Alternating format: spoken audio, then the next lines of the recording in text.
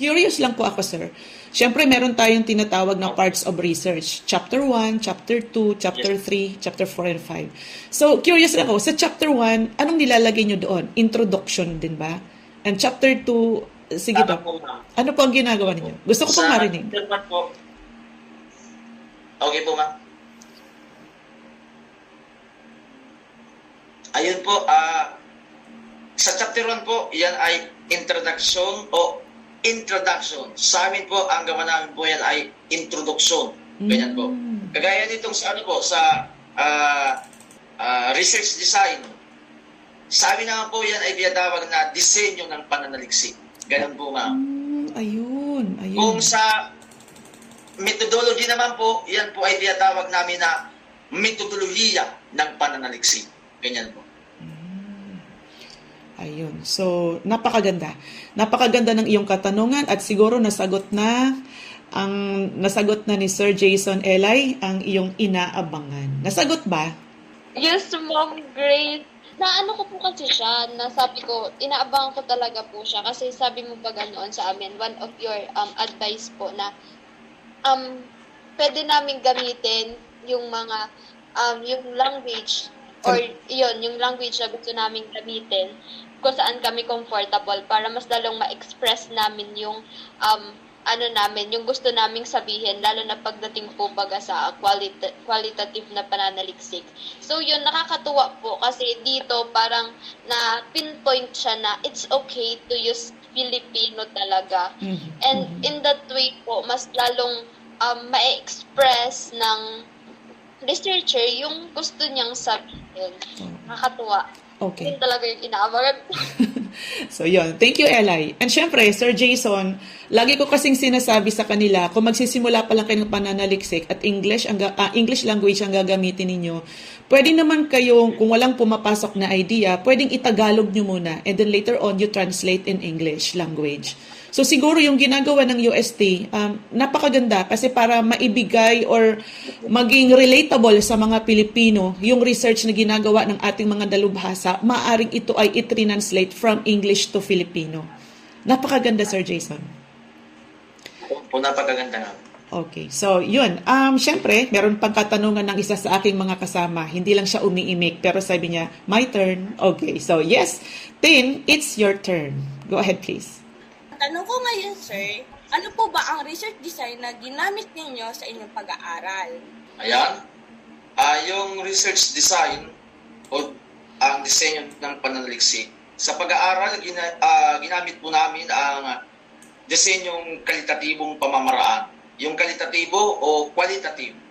Nagsiyasat kami sa pamamagitan ng detalyadong salaysay ng mga piling mamamayan na mula sa piling barangay ng Libmanan, Camarines.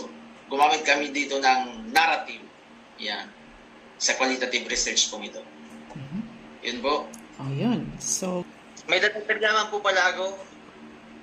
Yun pong daruanag po ay, kung babasahin po natin ang Epikong Ibalon, ay nabanggit po sa Epikong Ibalon na mayroon daw tumubo na isang isla sa Pasakaw.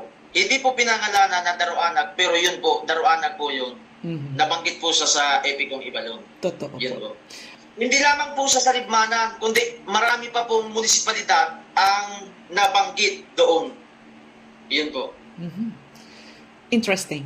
Napaka-interesting pag-aaral. So, yun. Gusto ko lang, sir, itanong, Sir Jason, as a follow-up question. Since na ginawa ninyo ito sa research design na qualitative, kumusta yung naging experience? Paano ninyo siya particularly ginawa? Pwede pong magbigay ka ng konting kwento. Yan po, ma'am. Yung ginawa po namin ay gumawa po muna kami ng letter po na ibinigay bago pa po kami pumunta doon sa Libmanan po. Yan po. Yung ginawa po namin sa data gathering ay yung maghahanda ka po muna. Mangangalap. Bago tayo mangalap ng data, kailangan munang ihanda ang lahat. Okay. Tukuyin ang participants. Pipiliin mo kung sino ang makakapanayam na makapagbibigay ng malalim na impormasyon. Halimbawa, Ay.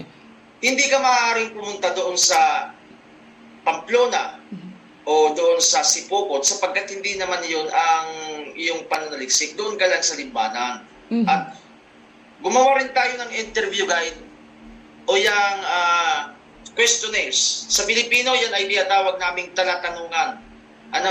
Na hindi pwede na pupunta ka sa Libmana na wala ka pang gawa o na buong questionnaires. Dapat naghanda na ito. Dahil, yan, kumuha ng consent o paintulot sa mga kalahok upang matiyak na voluntaryo sila. Hindi ka basta-basta pwedeng gumawa ng pananaliksik na wala kang papel. Tulad ng ginawa namin, kami ay pumunta doon, nagpapirma muna sa mga kapitan ng 4 na barangay o kung wala ang kapitan ay dapat mayroong barangay kagawad.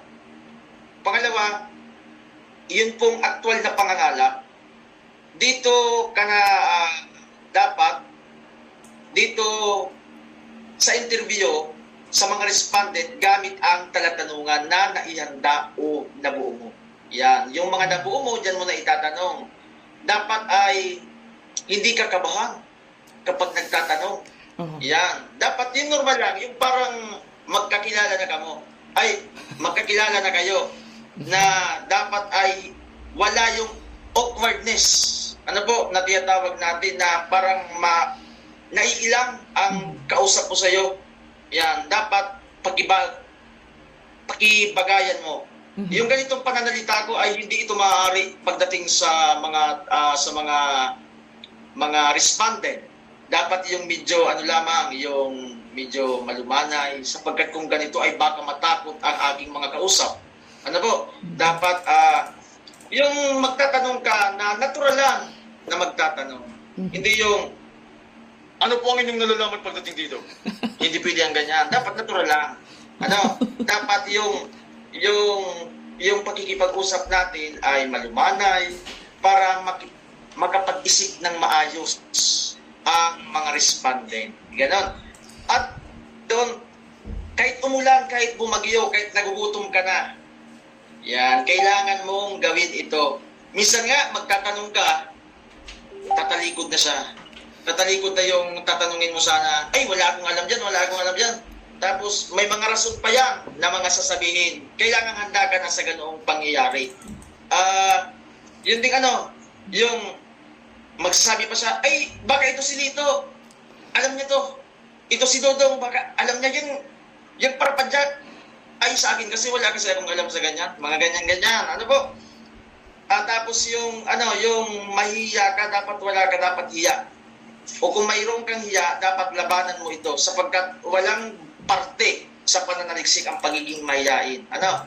Walang saysay kung mahiyain ka. Dapat ngayon pa lamang bilang mananaliksik ay mapagtagumpayan mo na ang pagiging mahiyain. Pagkatapos ng aktual na pangangalap, dito na pumapasok ang tinatawag natin na pagsaayos at pag-organisa. Pagkatapos makuha ang data, kailangan itong ayusin para masuri. I-type o isulat ng buo ang mga na-record na interview. Sa mga na-record po namin ay nagtanong muna kami o humingi kami ng pahintulot kung maaari ba naming i-record ang kanilang mga sinasabi po. Ayun. Nagbigay naman po sila ng pahintulot.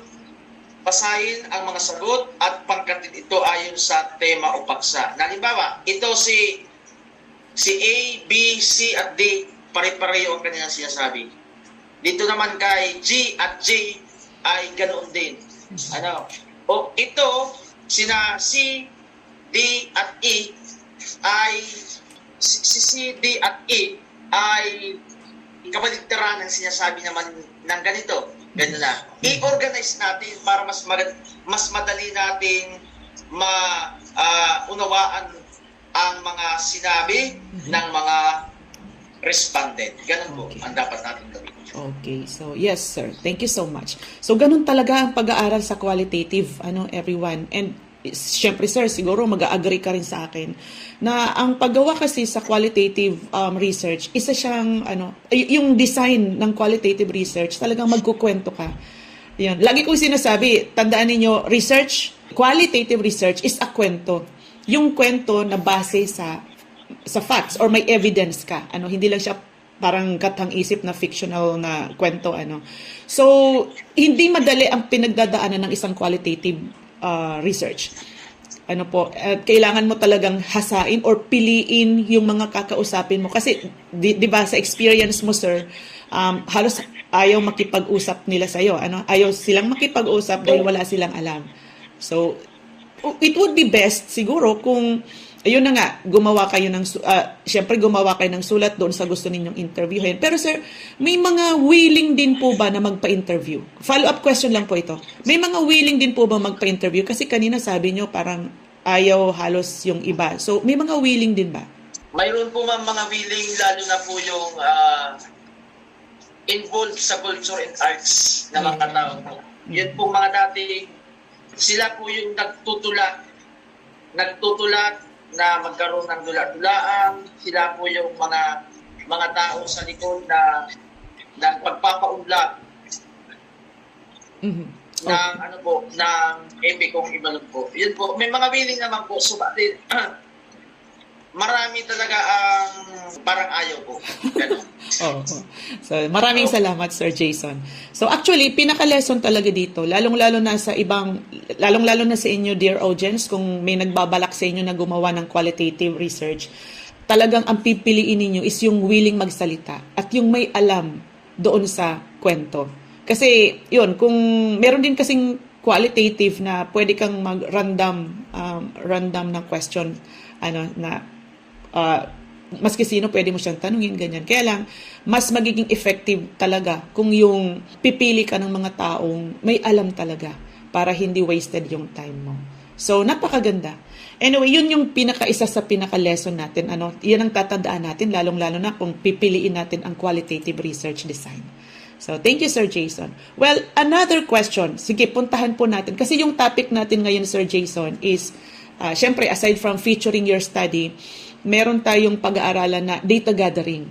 At nabanggit mo na nga yung ginawa ninyong data gathering. Kailangan mo talaga maghanap ng mga taong may masasabi sa kwento mo. May masasabi sa iyong pag-aaral. So yes, Eli, may question ka patungkol dito? Go ahead, please. So, hello po again. Ako naman yung magtatanong. So, napag-uusapan na po nga natin na about na tayo sa qualitative, and ang gusto natin talaga ngayon bigyan ng diin ay ang pag-data gathering. So, gusto ko lang pong tanungin kayo kung ano po ba yung mga dapat i-consider sa pagkuha ng data ng isang qualitative na pag-aaral. Yung mga do's and don'ts po. Yan, maraming salamat, Mr. Faila. Ganito po yan. Ang mga dapat i-consider natin o yung do's and don'ts natin, kailangan na maging neutral ka. Neutral ka sa sinasabi ng iyong respondent. At siyempre, ang don'ts mo o don't mo, huwag mong gagawin ay ang maging bias. Ang isang mananaliksik ay mayroong bias yan. Yan ang katotohanan. Subalit, yung sarili mong opinion ay hindi mo dapat ipinapasok sa, halimbawa, may nagawa kang tanong, ito ang tanong mo. Yan, binato mo, tanong.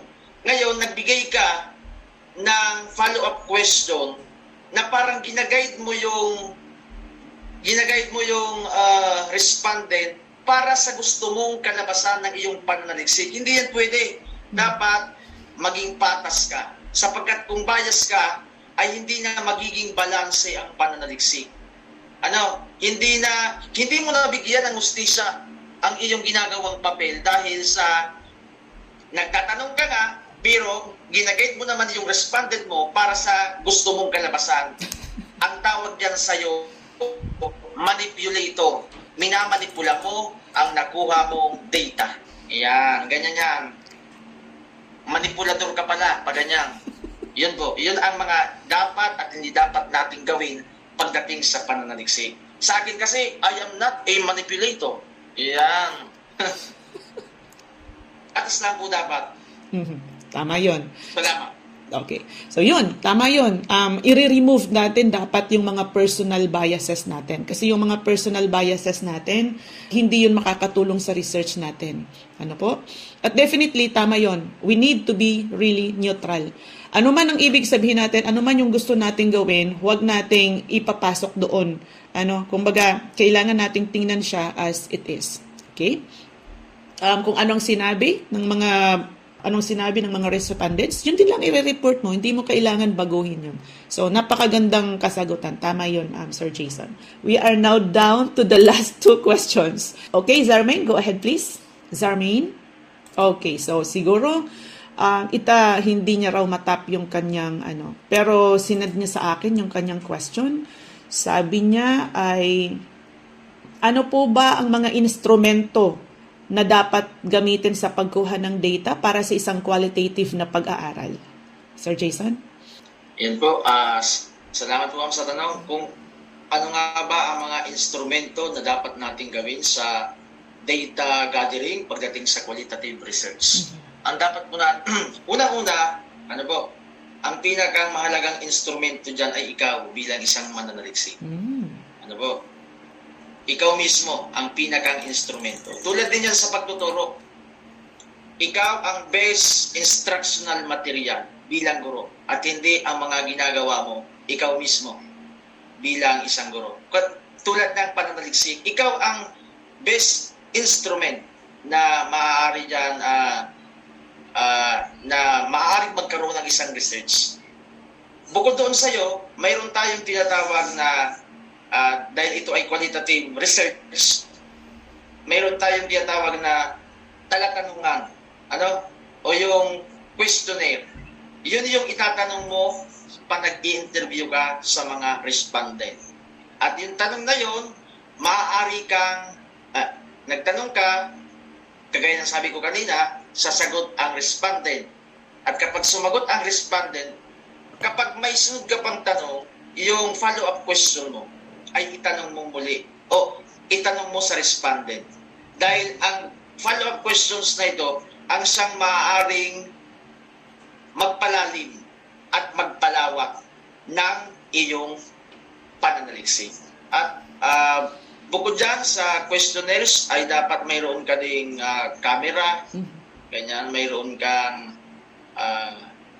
voice recorder na magpapatunay na yun ang yung ginawa ninyong pananaliksik o sa pag-data, sa pag-gather ng data ay naroroon ang mga pruweba. Yan po. Okay. So, galing. Opo. Yun po ang pinakamalaga, yung questionnaires. Yan. Dahil this is more on words rather than numbers. Kaya, ganun po. Okay. So, hindi nawawala ang interview. Yung interview kasi, everyone, isa siya sa pinaka-tool ng qualitative study. Although, nag-i-interview din ang quantitative, pero mas gamit siya ng qualitative, yung mga interviews. Di ba, Sir Jason, merong interview na isahan lang, yung tinatawag na key informant. Tapos, may mga interview din na tinatawag na FGD, or yung focus group discussion. Yes. Anong tawag niyo doon sa Filipino, sir? Yung FGD? Pangkatan po mang na interview po, yung pangkatan po, na yan pong individual interview ay ginamit po namin, at yung pangalawa din po, yung pangkatan po ay ginamit din po namin. Sa katunayan po niyan ay pumunta pa po kami sa munisipyo po. Yung ilan pong employer ng munisipyo ng Libmanan, kabilang yung sa culture and arts po, ay tinanong po namin tungkol dito. Mga 5 po yata sila, ganun po. Yan po.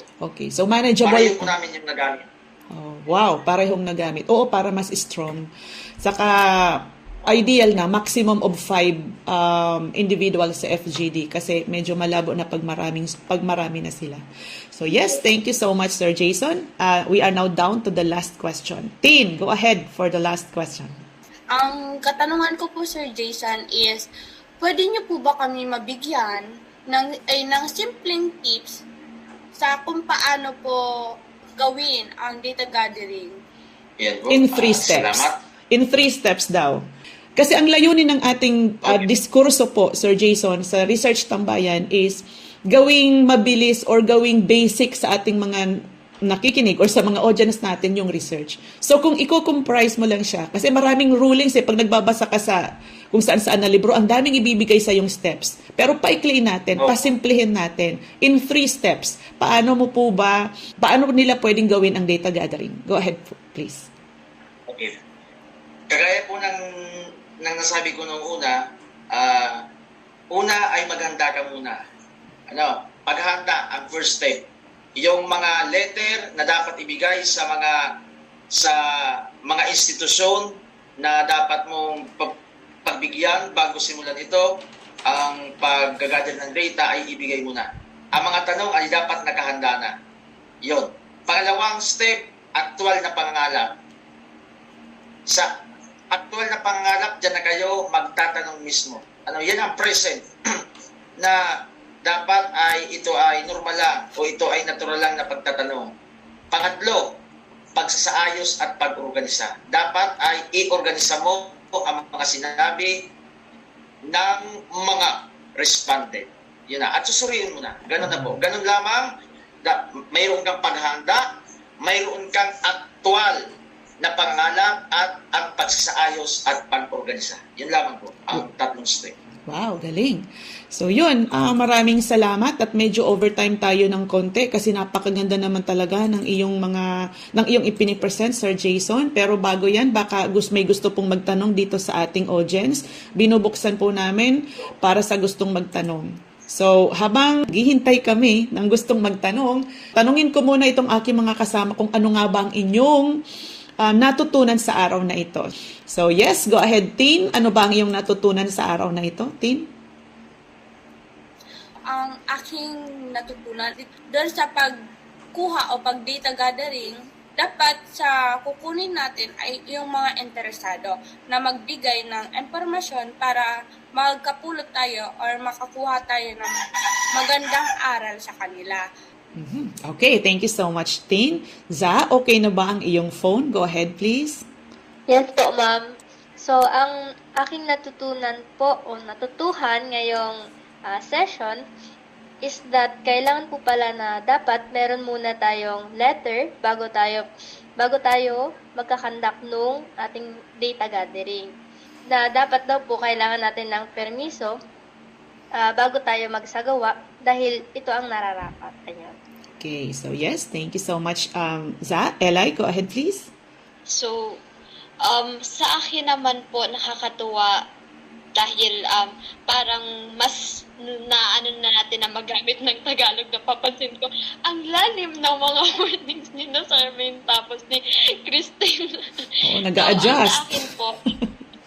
Sa akin po, nakakatuwa kasi binibigyan niya ng diin based from study po nila Kuya Jason na binigyan niya ng diin yung importansya ng panitikan sa ating kultura po at sa ating identity as a Filipino. So, yun, maganda po yun, magandang aral po yun na mapupulot ng mga viewers natin na kailangan din natin pahalagahan kung ano yung kultura na meron tayo. So, isa po yan. And nakakatuwa din po na malaman na meron din pala talagang mga estudyante na nananaliksik gamit ang Tagalog.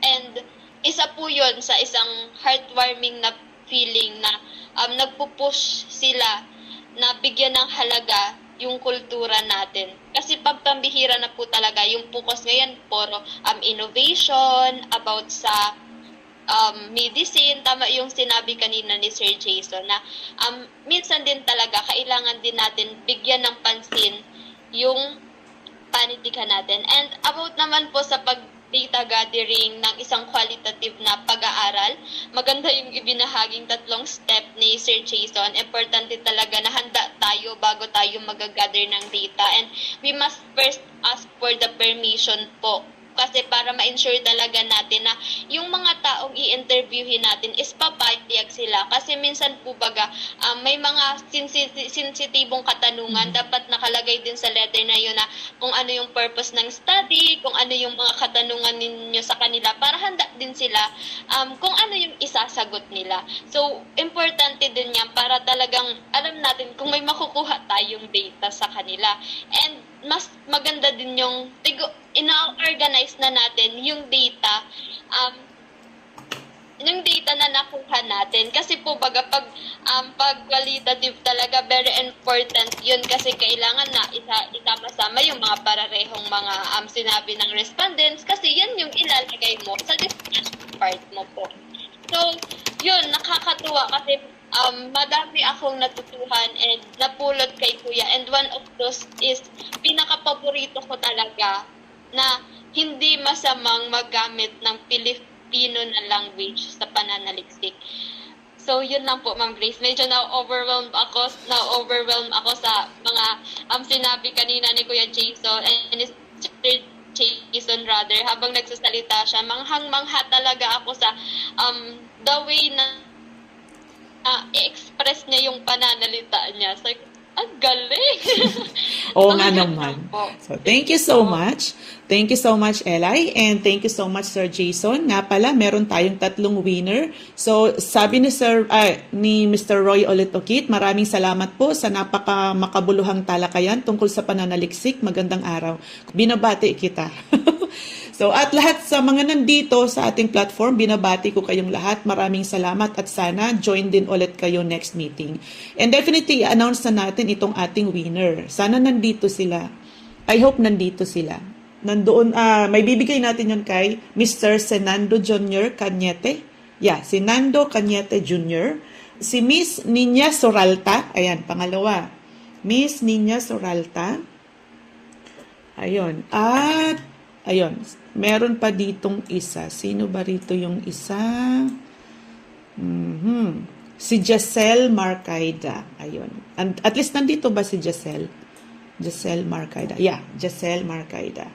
So yun, congratulations sa ating 3 lucky winners. Okay, so before we end our discussion, gusto ko munang hinga ng panghuling pananalita ang ating guest speaker. Actually, nag-a-adjust kami. Alam mo ba yun, Sir Jason, na parang automatic sa brain namin na kapag may kausap kaming malalim na Tagalog or isang Filipino major, parang unconsciously nag-a-adjust kami. Tinatry din namin makapagsalita ng malalim na Tagalog. But forgive us kung medyo hindi namin nabibigyan ng hustisya yung aming pananalita. But we definitely have this feeling na nakaka-proud na gamitin pa rin yung sariling atin. Kaya nga yung medium of language natin dito sa Research Tambayan ay Filipino para ma-promote pa rin natin maski paano yung ating sariling wika at lalo nang mas magkaintindihan tayo sa level na dapat tayong magkaintindihan. Yes, Sir Jason, go ahead please. So your words of encouragement, sir, sa pagtatapos ng ating podcast Research Tambayan. Natutuwa kami at pinaunlakan mo kami. We are very grateful that you are with us. But of course, before na magtapos tayo ng tuluyan, sir, gusto po namin ikaw bigyan ng hingan ng kaunting words of encouragement para sa ating mga future researchers. Go ahead po.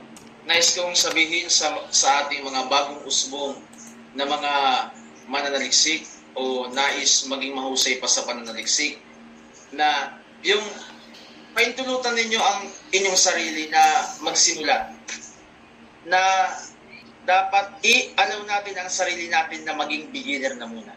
Na hindi lahat alam natin.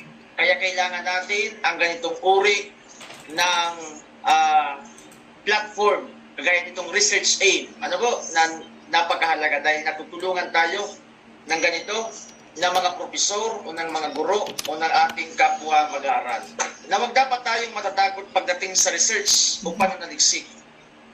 Sapagkat ang katotohanan ito ay madali lamang. Lalo na kung alam natin ang proseso, ang tamang paggawa. Natatakot lamang tayo sapagkat yung mga terminolohiya, halimbawa sinabing methodology, ang akala natin ay napakahirap niya ng mga ganyan. Subalit, ito ay kaya nating padaliin. Tandaan natin na ang unang hakbang, ang pinakang mahirap sa lahat. Bago natin makamit ang pinakamataas na hagdan, ay kailangan muna nating pagdaanan ang mga nasa babang hagdan. Kaya naniniwala ako na mas magiging mahusay pa kayo pagdating sa inyong larang o sa inyong field, lalo na pagdating sa pananaliksik. Yun lamang po at maraming salamat sa inyong lahat. Okay. Maraming salamat, Sir Jason. And definitely, para po sa gustong magkaroon ng certificate, mag-ipon na kayo ng certificate ngayon pa lang. Paki-fill out nyo naman po itong Research Tambayan live session natin. Ito po yung evaluation link. Kailangan at tulong nyo na rin po ito sa aming program at tulong nyo na rin po ito sa inyong sarili dahil kayo ay magkakaroon ng inyong mga certificates. So, paki-fill out nyo na lamang po. Para sa lahat ng nandito, iiwan po namin kayo ng isang makabuluhan at maikling phrase. Ano po? Prepare now and thank us later.